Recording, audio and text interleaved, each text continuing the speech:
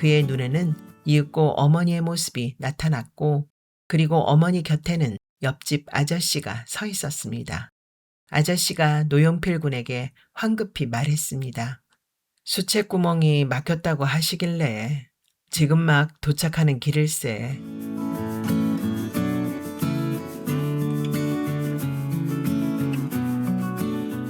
결혼기념일에 이혼하자고 한 남자. 이혜진.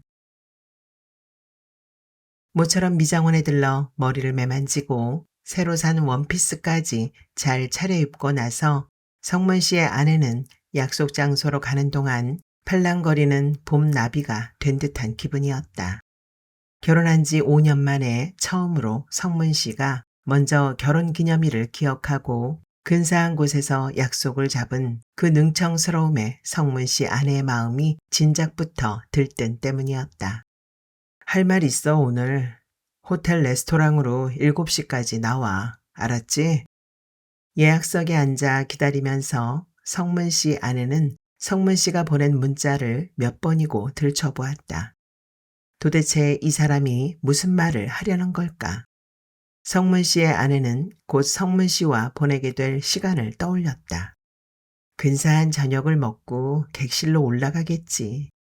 그렇게 미열에 들떠 두 사람은 객실로 들어가자마자 신혼 때처럼 진하고 오랜 사랑을 나누게 될 것이 틀림없었다. 생각이 거기에 이르자 돌연 성문 씨 아내의 볼이 복사꽃처럼 달떠올랐다. 성문 씨가 모습을 보인 것은 그때였다. 성문 씨 아내가 있는 테이블에 마주 앉은 성문 씨의 얼굴은 오늘도 까칠해 보였다. 내일은 기필코 성문 씨를 위해 보약 한 재를 지어야겠다고 성문 씨 아내는 생각했다. 당신 요즘 너무 무리하는 거 아니야? 얼굴이 너무 안 됐다. 성문 씨 아내의 말에 성문 씨가 화들짝 놀랐다. 그러나 성문 씨는 곧 표정을 풀고 어색하게 웃었다. 일단 차부터 주문하자. 커피 2잔이 나오고 두 사람 모두 한 모금씩을 조용히 마신 뒤에도 성문 씨는 말문을 열지 않았다. 기다리다 못한 성문 씨 아내가 먼저 준비해온 선물을 내밀었다. 에이, 못 참겠다. 모른 척하려고 했는데 자기가 그렇게 쑥스러워하니까 내가 먼저 할게. 여보, 우리 헤어지자. 뭐? 우리 이혼하자고. 성문 씨 아내는 느닷없는 이혼 이야기에 심장이 뚝 떨어져 나가는 기분이었다. 하지만 애써 당혹스러움을 감추며 성문 씨의 아내는 이미 사색이 된 얼굴로 이렇게 말했다. 장난하지 마. 결혼기념일에 나 놀라게 하려고 일부러 그러는 거지? 농담 아니야. 성문 씨의 진지한 얼굴에 성문 씨 아내의 얼굴도 같이 굳어졌다. 왜? 왜 갑자기? 난 당신하고 있는 게 더 이상 행복하지 않아. 말도 안 돼. 난 당신한테서 아무런 낌새도 못 느꼈단 말이야. 당신은 늘 당신 감정만 살폈지. 내겐 무관심했잖아. 그렇지 않아. 난 더 이상 당신을 사랑하는 것 같지 않아. 그러니까 여보, 조용히 이혼에 합의해줘. 성문 씨 아내는 도무지 뭐가 뭔지 알 수가 없었다. 그 사이 성문 씨는 전화 한 통을 받더니 회사로 다시 들어가 봐야겠다며 자리를 떴다. 성문 씨 아내가 울음을 터뜨린 것은 집에 도착한 다음이었다. 문을 열자 성큼 다가서는 집안의 고요함과 어둠이 그제야 비로소 성문 씨 아내에게 이혼 이야기를 실감케 한 탓이었다. 성문 씨 아내는 휘청걸음으로 들어가 소파에 널브러지듯 누워 한참을 울었다. 그리고 친구에게 전화를 걸어 뜻밖의 소식을 전했다. 대체 이 사람이 왜 그럴까? 우린 아무 문제도 없었거든. 내가 뭘 잘못했니? 아니, 남자가 갑자기 그럴 땐 이유는 한 가지야. 그게 뭔데? 여자가 생긴 거지. 성문 씨 아내는 말도 안 된다고 펄쩍 뛰었다. 하지만 그 시간에 성문 씨는 친구의 짐작대로 어린 애인과 함께 있었다. 자기 많이 힘들었지? 나 때문에 하기 힘든 말 하고 사모님한테 미안해서 어떡해요. 나 자기 힘들게 해서 또 어떡하죠? 성문 씨 팔에 이파리처럼 매달려 말하는 어린 애인의 눈에는 어느새 그렁그렁한 눈물이 고여 있었다. 그 모습에 성문 씨 가슴이 알싸하게 아파왔다. 이렇게 사랑스러운 애인을 왜 이제야 만났는지 그저 아쉬울 따름이었다. 성문 씨는 매일 밤 자정을 넘겨 귀가를 하곤 했다. 그때마다 성문 씨 아내는 태연한 척 성문 씨를 맞았지만 온종일 얼마나 마음을 졸였는지 점점 더 수척해져 갔다. 성문 씨는 그런 아내를 보기가 여간 불편한 게 아니었다. 아내가 딱히 뭐라고 비난을 한 건 아니었지만 그런 모습 자체가 성문 씨에게 무언의 공격을 해오는 것 같았다. 그럴 때면 성문 씨는 괜히 날카로워져서 성문 씨의 아내에게 차갑게 이혼을 요구했다. 그러나 성문 씨의 아내는 당황하여 매달리는 것도 잠시 조금씩 냉정을 되찾더니 절대 이혼하지 않겠다고 주장했다. 난 당신이 싫어졌다니까. 그래도 안 돼. 내가 당신을 사랑하니까. 당신 그거 집착인 거 알아? 어쨌든 난 이혼 안 해. 성문 씨는 아내의 절대 이혼 불가 방침에 화가 치밀어 올랐다. 그래서 잡히는 대로 물건을 마구 집어던지고 나중에는 아내를 향해 헛주먹질도 서슴지 않았다. 여보, 이러지 마. 자기 이런 사람 아니잖아. 나 당신한테 다른 사람 생겼다는 거 알아. 그거 분명히 지나가는 바람일 거야. 당신 놀고 싶음 놀고 와. 그리고 실증 나면 돌아와. 안 말릴게. 이혼하잔 소리만 하지 마. 반쯤 울음이 섞인 목소리로 성문 씨 아내가 말하자 성문 씨는 움찔했다. 그러나 자기의 그 귀하고 예쁜 어린 애인과의 사랑을 한낱 불륜으로 치부해버리는 아내에게 화만 더 날 뿐이었다. 시끄러워. 내가 이혼하고 싶은 건 누구 때문이 아니라 바로 당신 때문이야. 난 이런 당신이 지겨워. 싫어졌는데 어떻게 살란 말이야? 그렇담. 그 여자애랑 헤어진 다음에 얘기해. 이혼하더라도 그 다음에 할게. 순간 성문 씨는 자기도 모르게 아내의 뺨을 후려쳐 버렸다. 성문 씨 아내가 곧 옆으로 고꾸라졌다. 놀란 성문 씨는 반사적으로 아내에게 손을 뻗으려다 이내 거두고는 밖으로 나와버렸다. 성문 씨는 담배를 피우며 아파트 광장을 배회했다. 성문 씨도 그렇게까지는 하고 싶지 않았기에 마음이 몹시 불편했던 것이다. 그러나 성문 씨는 곧 다시 어린 애인을 떠올리며 이참에 아예 쐐기를 박아두자는 심정으로 집에 들어가 아내 앞에 무릎을 꿇었다. 제발 부탁이야. 난 이제 당신 없인 살아도 걔 없이는 못 살아. 나 좀 도와줘. 성문 씨 아내는 눈물을 흘리다가 한참 만에 고개를 끄덕였다. 성문 씨는 쾌재를 부르며 그 길로 어린 애인에게 달려가 그 소식을 알렸다. 그러자 어린 애인도 감격한 듯 성문 씨를 꼭 껴안고는 눈물을 흘렸다. 정말요? 이제 정말 자기 와이프로 자기 옆에서 살 수 있다는 거예요? 성문 씨는 어린 애인이 하는 말 한마디 한마디가 사랑스러워 견딜 수가 없었다. 성문 씨 아내는 그러고도 한 달여를 더 끈 다음에야 이혼 서류를 작성해 주었다. 막상 이혼 서류를 법원에 낸 성문 씨는 허탈한 마음을 달래기 위해 어린 애인에게 전화를 걸었다. 어린 애인의 목소리를 들으면 그래도 위로받을 수 있을 것 같았다. 나 지금 친구하고 자기 얘기하고 있었어요. 행복해 죽겠어. 저쪽에서 레몬처럼 성문 씨의 감각을 일깨우는 어린 애인의 목소리가 들려오자 성문 씨의 기분은 금세 환해졌다. 마침내 이혼 법정에서 성문 씨와 그의 아내는 이혼에 합의했다. 어느새 깡마른 아내의 뒷모습에 성문 씨의 마음이 조금 착잡했지만 그것도 잠시 성문 씨는 곧 어린 애인에게 청혼할 반지를 사들고 부랴부랴 어린 애인의 집으로 찾아갔다. 어젯밤에 머리 좀 식히고 오겠다면서 여행 갔어요. 성문 씨를 맞이한 사람은 어린 애인이 아닌 그녀의 룸메이트였다. 혹시 나한테 남긴 메모나 뭐 그런 거 없었어요?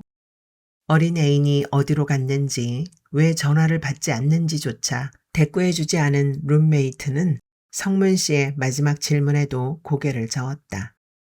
하는 수 없이 몸을 돌리는데 룸메이트가 성문 씨를 불렀다. 저기요 아저씨, 걔를 그냥 놔두면 안 돼요? 어젯밤까지 걔가 얼마나 고민을 했는지 모르시죠? 아저씨를 이혼하게 하고 결혼하면 걔가 감당해야 할 일들에 대해 아저씨는 한 번이라도 생각해 본 적 있어요? 걔를 정말 좋아한다면 찾지 마세요. 왜 걔가 아저씨처럼 나이 많은 이혼남이랑 결혼해야 해요? 성문 씨의 심장이 뚝 떨어지는 것 같았다. 바로 그때 메시지 도착 알림 음이 울렸다. 아내였다. 지금 막 구청에 서류 내고 왔어. 비로소 당신을 포기할 수 있을 것 같아. 이젠 나만 생각하며 살래. 행복하길 바래. 성문 씨의 얼굴이 하얗게 질려버렸다. 어린 애인의 룸메이트가 소리나게 문을 닫고 들어갈 무렵 다시 한번 성문 씨 아내에게서 메시지가 들어왔다. 참, 얼굴이 그게 뭐야? 수염 좀 잘 깎고 다녀. 그 말은 성문 씨가 어린 애인에게서는 한 번도 들어본 적이 없는 것이었다. 그날의 작전. 권태현. 옛말 그런 거 하나도 없어요. 돈도 있는 사람한테 빌려주지 없는 사람한테는 국물도 없는 거예요.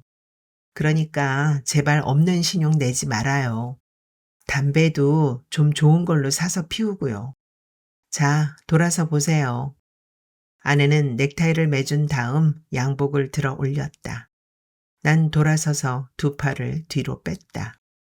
양복을 입힌 아내는 먼지를 털듯 어깨 부분을 두드렸다. 거울에 비친 내 모습은 너무나 깔끔해서 마치 다른 사람처럼 보였다. 절대로 다른 빚을 갚는다고 말해서는 안 돼요. 집을 늘려가는데 보탠다고 하세요. 생각해 보세요. 빚을 갚는 거야 그 돈이 없어지는 거지만 집을 산다고 하면 돈이 거기에 묶여 있다고 생각할 거 아니에요.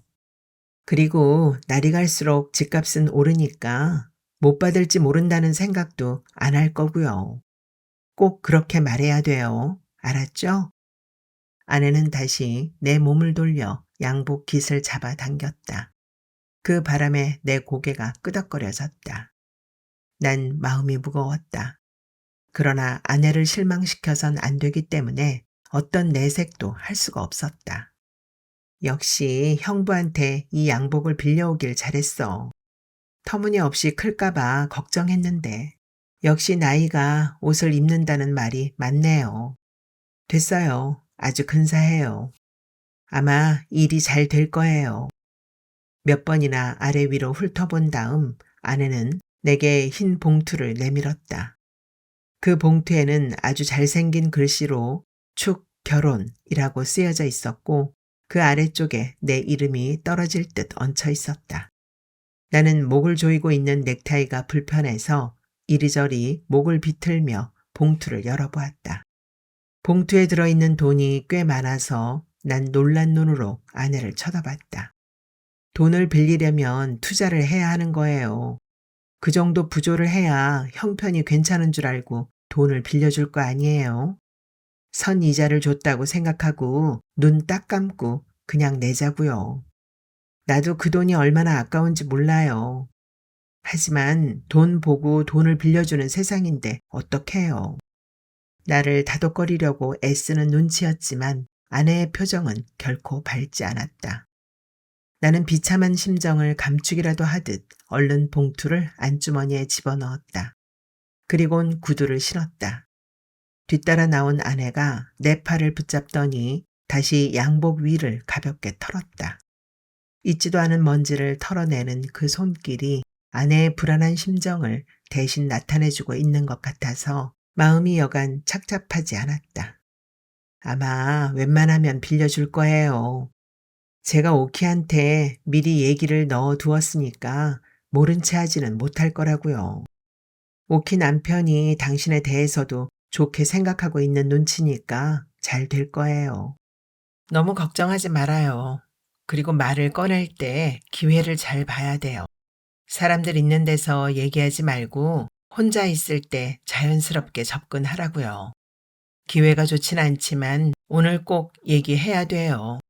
외국 출장 준비 때문에 내일부터는 아주 바쁠 거라고 했거든요. 꼭 제 말대로 해요. 알았죠? 난 아내에게서 노연하기 위해 서둘러 고개를 끄덕였다. 그리곤 재빨리 아파트 층계를 밟았다. 층계를 다 내려온 나는 습관적으로 우편함을 쳐다보았고 그곳에서 새로운 우편물을 발견했다. 그것은 은행에서 보낸 최고장이었다. 이달 말까지 밀린 이자를 다 내지 않으면 집을 경매하겠다는 내용을 담고 있었다. 예식장에 도착할 때까지 나는 한 가지 생각에만 매달렸다. 그건 무슨 일이 있어도 돈을 빌려주겠다는 확답을 받아야 한다는 것이었다. 내가 돈을 부탁해야 할 오키 남편은 한 번도 만난 적이 없는 사람이었다. 아내와 고등학교 동창인 오키도 본 적은 있지만 너무 오래돼서 잘 생각나지 않았다. 그런 그들에게 돈 부탁을 한다는 것이 너무 심한 일이기는 했다. 더구나 오늘은 오키 시누이 결혼식이었던 것이다. 오키가 결혼할 때도 가지 않았던 내가 그녀의 시누이 결혼식에 가는 것은 오로지 돈을 빌리기 위해서였다. 그것도 나로서는 상상도 못해본 일이었고 무능한 남편을 만난 아내의 궁여지책에서 비롯된 작전이었다. 난 무능한 주제에 아내의 제안까지 뿌리칠 수는 없었다. 예식장으로 접어드는 길은 거의 주차장이나 다름없었다. 얼마나 차들이 많은지 버스를 타고 가는 것보다 차라리 걸어가는 것이 더 빠를 것 같았다. 그렇다고 중간에 내려 걸어갈 수는 없는 노릇이었다. 꽉 막힌 길을 내다보며 난 줄곧 갑갑한 한숨을 내쉬었다. 오늘 결혼하는 사람들도 무리하게 집장만을 하고 그 돈을 빌리기 위해 알지도 못하는 사람의 결혼식에 가게 될까. 그런 생각을 하자 나 자신이 한심해서 견딜 수가 없었다. 예식장에 도착했을 때는 이미 식이 시작된 다음이었다. 예식장 안은 사람들로 미어 터지는 것 같았는데 나는 기회를 놓칠세라 재빨리 달려가 축의금을 냈다. 그리곤 마땅히 서 있을 자리도 없어서 식이 끝날 때까지 공연히 화장실을 들락거리며 담배만 피워댔다. 나는 화장실에서 담배를 피우고 나올 때마다 내가 축의금을 냈던 곳을 힐끔거렸다. 청실과 홍실이 나란히 붙어 있었고 신부 측 성씨가 모두 김씨였기 때문에 왠지 불안한 생각이 들었던 것이다. 혹시 축의금을 엉뚱한 곳에 낸 건 아닐까? 난 확신이 서지 않아서 자꾸만 그 앞을 맴돌았다. 내 행동이 이상하다고 여겼던지 축의금을 계산하던 사람들도 자꾸만 나를 힐끔거렸다. 전에도 난 거래처 사장의 친지가 죽어서 장례식장에 간 적이 있었는데 부의금을 엉뚱한 곳에 냈다가 되찾아온 적이 있었다. 그건 정말 못할 짓이었다. 만일 내 호주머니에 여윳돈이라도 조금 있었으면 난 그 돈을 되찾아오지 않았을 것이다. 하지만 언제나 내 호주머니 사정은 뻔했기 때문에 망신인 줄 알면서도 돈을 돌려받아 다른 곳에 내지 않으면 안 되었다. 그런 일이 있었기 때문에 나는 더욱 불안했다. 청실과 홍실의 결혼식이 모두 끝날 때까지 난 쫓기는 듯한 심정으로 오락가락하고 있었다. 그리고 식이 끝나고 나자 오키의 모습을 찾느라고 양쪽을 두리번거렸다. 하객들은 그런 나를 함부로 밀치며 식장을 빠져나가고 다음 차례를 기다리는 사람들이 다시 나를 밀치며 올라왔다. 어디에서도 오키의 모습은 보이지 않았다.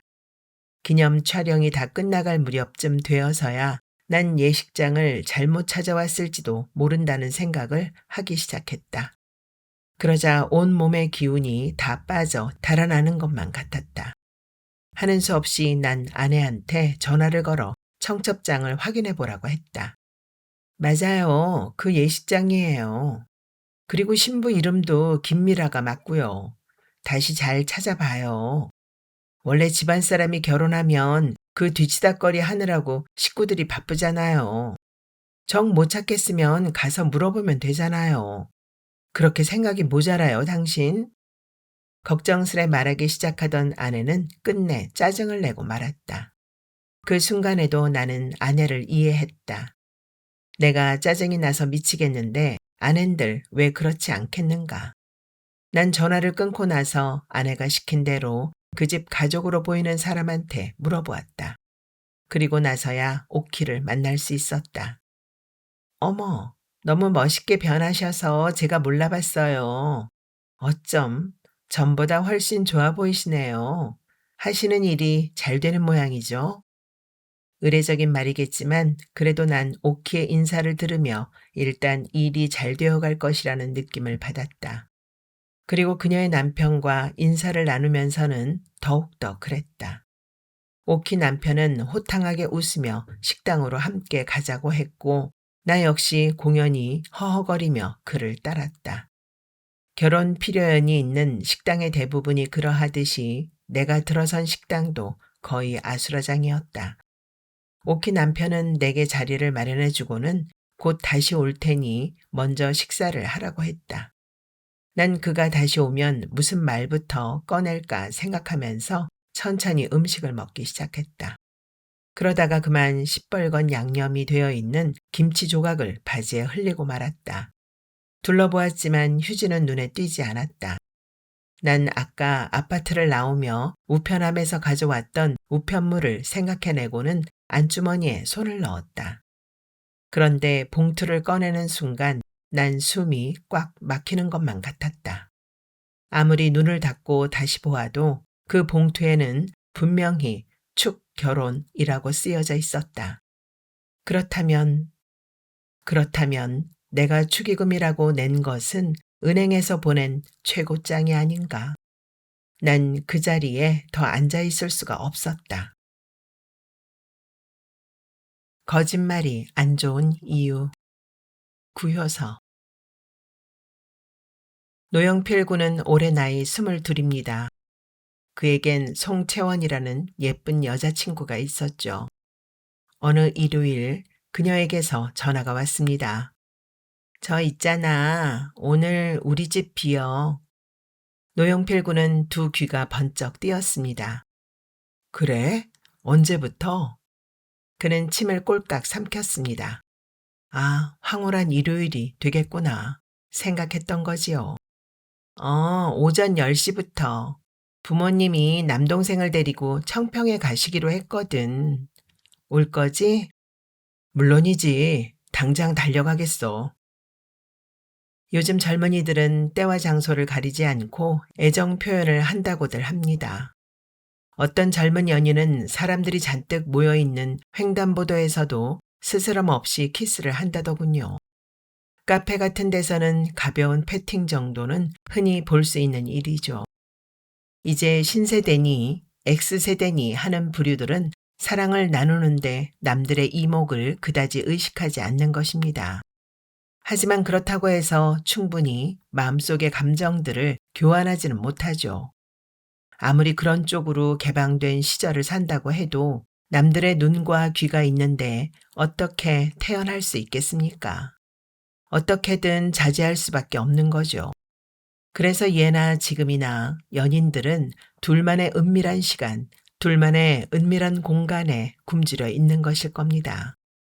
부모님이 남동생을 데리고 청평에 간다는 사실을 안 순간 송채원 양이 쏜살같이 전화통으로 달려가 노영필 군에게 전화를 한 것도 그래서이고, 노영필 군이 전화를 받자마자 자신의 홀어머니를 아랑곳 않고 헐레벌떡 달려올 태세를 취했던 것도 다 그래서 그랬던 겁니다.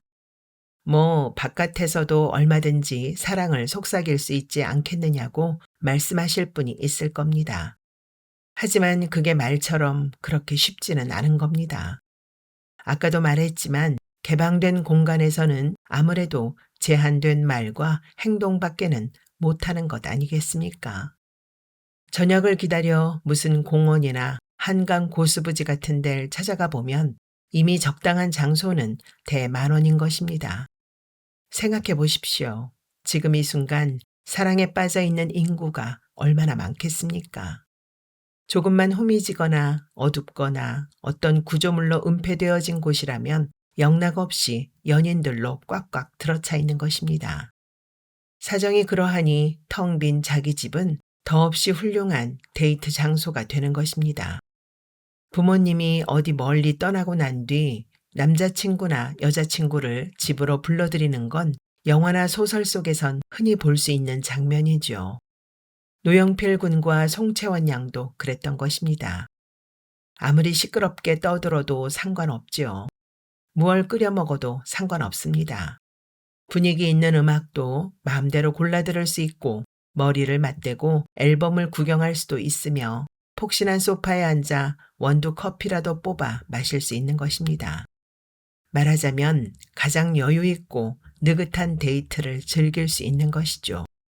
노영필 군과 송채원 양도 그랬습니다. 그들의 데이트 내용을 더 소상하게 쓸 수도 있겠지만 그 부분은 그냥 상상에 맡기겠습니다. 하여튼 그들 둘은 그렇게 황홀한 일요일의 한때를 보내고 있었던 거죠. 그런데 아주 재미난 일이 마침내 벌어진 것이죠. 어떤 일이었겠습니까? 네, 그렇습니다. 역시 영화나 소설을 보면 그럴 때 꼭 엉뚱한 사태가 벌어지지 않습니까? 어디 멀리 갔다 오겠다고 떠났던 부모가 느닷없이 들이닥치며 젠장 차표 예매해 놓은 걸 장롱에 두고 갈 게 뭐람 하고 투덜대는 경우 말입니다. 그러면 남자친구는 자기 신발을 얼싸안고 침대 밑으로 들어가거나 베란다의 헌 세탁기 속으로 숨는 등 한바탕 소동을 벌여야 하죠. 송채원 양의 부모와 남동생도 그렇게 돌아왔던 것입니다. 차표 때문은 아니었고 그녀의 남동생이 갑자기 광난을 일으켜 여행을 중도에 포기하고 돌아왔던 것입니다. 대문 밖에서 두런두런 하는 소리가 들려 살그머니 창문으로 내다봤더니 송채원 양의 부모와 사색이 다 된 남동생이 막 초인종을 누르고 있었던 겁니다. 송채원 양과 노영필 군에겐 핵폭탄이 떨어진 것보다 더 급박한 상황이었던 것입니다. 자, 이 일을 어쩌면 좋은가? 이런 일이 생겼을 때는 어떻게 행동하는 것이 가장 현명한 것일까요? 해답이 있을 수 없었습니다. 이런 건 민방위 교육 시간에도 가르쳐 주지 않는 것 아니겠습니까? 송채원 양의 부모도 이미 노영필 군의 존재를 알고는 있었지만 단둘이 빈집에 있었다는 사실을 너그럽게 보아줄 것 같지는 않았습니다. 원래 기성세대는 별 엉뚱한 상상을 다 하기 마련이니까요. 그리고 사실 송채원 양과 노영필 군도 그동안 집안에서 얌전히 앨범만 바라보고 있었던 것도 아니었습니다. 그때 노영필 군에게 기적과도 같은 생각이 떠올랐습니다. 그는 송채원 양과 함께 집안에 늘어놓았던 것들을 번개같이 치웠습니다. 그런 뒤 그녀를 이끌고 얼른 대문이 바라다 보이는 현관문 쪽으로 나갔죠. 그리곤 그동안 안녕하셨어요? 라며 송채원 양의 부모에게 당당하게 인사를 하는 것이었습니다. 송채원 양의 부모는 얼떨결에 인사를 받았죠. 노영필 군이 얼른 말을 이었습니다. 채원이가 심심하다기에 함께 있어주려고 지금 막 도착하던 참이었습니다. 아유, 길이 얼마나 막히던지 혼났네. 능청 떠는 노영필 군을 보고 송채원 양은 금방 눈치를 챘죠. 그녀는 아주 태연스럽게 말했습니다. 그러니까 지하철을 타고 오랬잖아. 어쨌든 지금이라도 도착했으니까 다행이야. 그리고 그녀는 부모를 향해 어리광을 부렸죠. 집에 혼자 있으려니까 좀 무섭더라고요. 그래서 영필이를 부른 거예요. 미안해요, 엄마. 엄마 허락 없이 남자친구를 집에 오라고 해서. 어머닌 그녀에게 눈을 흘겼지만 금방 미소로써 노영필 군을 맞이했습니다. 이제 막 도착하는 참이었다니 그것만으로도 다행이라고 생각했던 모양이었습니다. 아버지도 노영필 군을 반갑게 맞았습니다. 이왕 왔으니 들어가 점심이라도 들게나. 우리 채원이 공부방도 구경하고. 그래서 노영필 군은 마치 처음 그 집을 방문하는 것처럼 연기를 해야만 했던 것입니다. 이것은 채원이 증조부께서 그리신 그림이지. 세필을 사용해서 이만한 크기의 그림을 그린다는 건 그리 쉬운 일은 아니었을 거야. 잘 보라고. 저 숲속의 초가가 얼마나 세밀하게 그려졌는가를. 채원 양의 아버지는 거실에 들어서자마자 노영필 군에게 그림 자랑을 늘어놓았죠. 사실은 이미 채원 양으로부터 자세한 설명을 다 들은 건데 말입니다. 그러나 노영필 군은 처음 구경하는 것처럼 행동하지 않으면 안 되었습니다. 감탄하듯 고개를 끄덕거리고 실눈을 뜨고 그림 속의 초가집을 유심히 들여다보는 척 했죠. 이미 본 그림을 또다시 들여다보는 건 그다지 어려울 건 없었습니다. 정작 고통스러운 건 먹는 것이었습니다. 그림을 구경하고 난 뒤 그는 또 한 잔의 모카 커피를 마셔야만 했습니다. 이미 2시간 전에 맛이 있어서 큰 머그잔으로 2잔이나 실컷 마신 커피를 또 마셔야 했던 겁니다. 왜 커피가 맛이 없어요? 그녀의 어머니가 그의 표정을 보고 물었습니다.